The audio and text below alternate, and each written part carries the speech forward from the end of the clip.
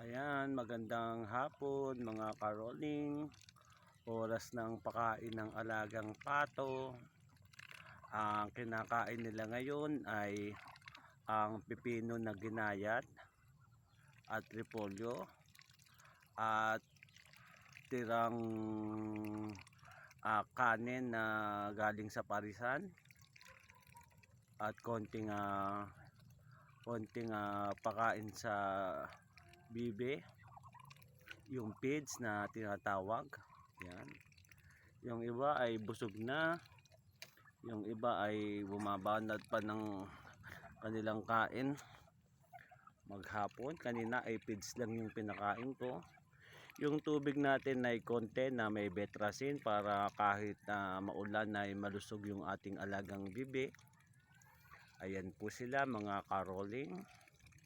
Isa sa pinagkakaabalahan ni Rolling Gulay ay ang pag-aalaga ng bibe or pato. Ayan. Marami na kagad nagtatanong sa atin at nabili ng bibe pero wala pa tayong maibenta dahil puro puhunan pa lang ito. Siguro mga buwan ng Abril, yan, makakapagbenta na tayo ng medyo maganda-gandang presyo ng ating alagang bibe. Ayan po yung ating alagang bibe, mga karoling.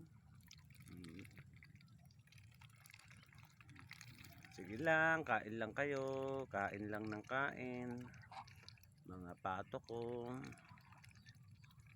Napakagandang tignan pag sama-sama silang kumakain. Ayan, walang kabusugan, no? Paano ka naman mag-aalaga ng pato kung wala ka namang pinagkukuhanan ng pakain at wala ka namang sipag maggayat ng mga gulay-gulay.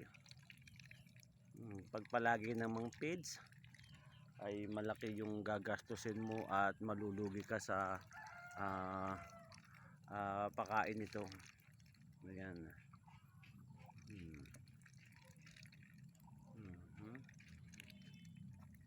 Ayan mga karoling.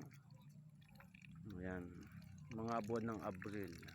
Muli ay maraming salamat sa lahat ng nabili sa aking tindahan sa harap po ng Bibiwen ang aking gulayan. Tuloy-tuloy po at araw-araw yung ating gulayan.